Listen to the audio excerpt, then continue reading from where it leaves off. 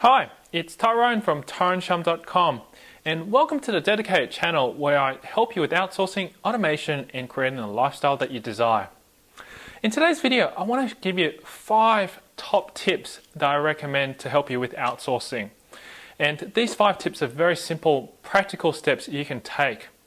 Alright, let's just jump straight into it. The first step is that I want to share with you is just make sure that 1, you defined exactly what you want to do and what you want this outsourcing person to do for you. That's what you need to really sit down and think about.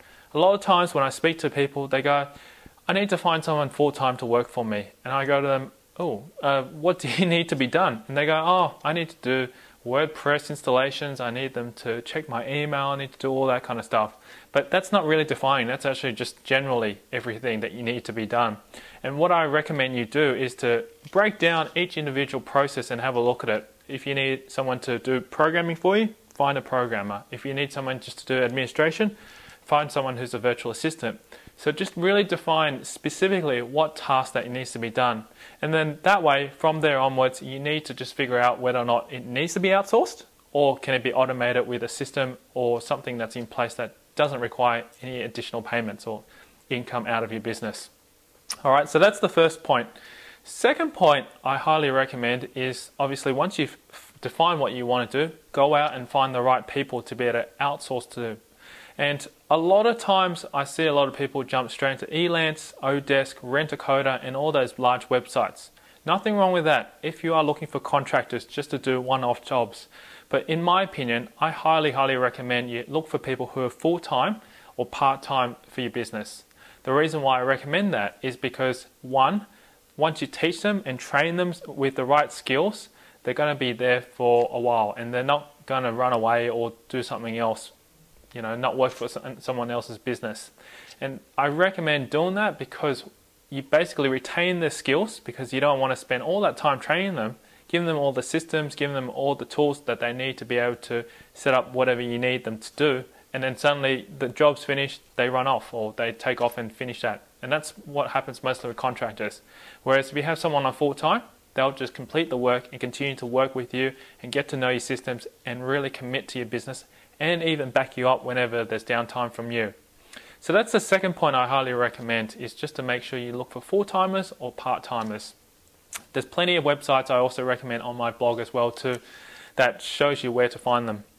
Now the third point I want to share with you is to make sure that once you've got these people in your business, make sure you have plenty of good training and spend at least a good fair amount of time.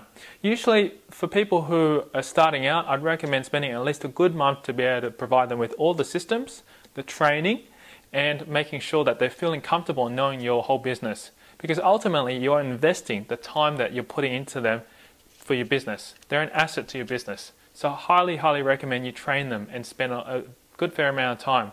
A lot of people I see, unfortunately, they hire someone and expect them to be able to just take over and run the business straight away. It doesn't happen like that. You need to invest your time to train them. So that's the third point that I highly recommend. Now, the fourth point is to make sure you have a good system in place.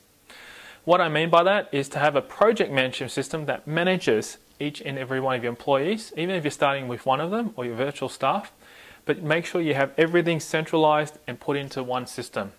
The reason why I recommend that is because once you have the people and all your resources all located in one system, everyone can access that at a central location. Not having to flick back through emails, looking through data, trying to find things, not going through your documentation, all that kind of thing. If you have one project management system set up, you have all your usernames and details logged in there, you have all your training videos put inside, you keep all your projects managed there, it's all in that one place. And it just makes life so much easier. And furthermore, once they're working for you full time and commit to your business, they just use that system and don't even have to talk to you. All you need to do is log in and see what they're doing. So it's a really good way to keep track of what's going on and keeping your projects running day to day. So that's my fourth point there.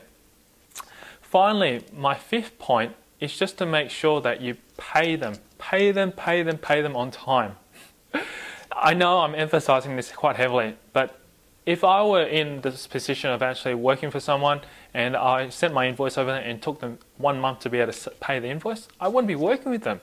So if you can and ensure you need to, just pay them on time. So if they send an invoice, just pay them straight away. Don't delay it, don't put it off, just pay them on time and make sure things go smoothly.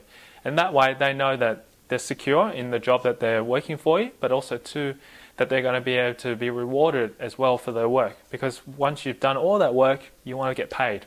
So that's something I highly, highly recommend. That's the fifth point, the most important point I think out of all this that you can take away. Alright, I hope that these outsourcing little tips that you've taken, the 5 tips that I've recommended today, are going to be useful and practical. And if you can, just take away and start implementing them if you are looking for that position to outsource right now. If you want any more information about how to outsource, simply you can subscribe to my newsletter and I'll give you 10 free videos on how to outsource step by step. I don't hold anything there.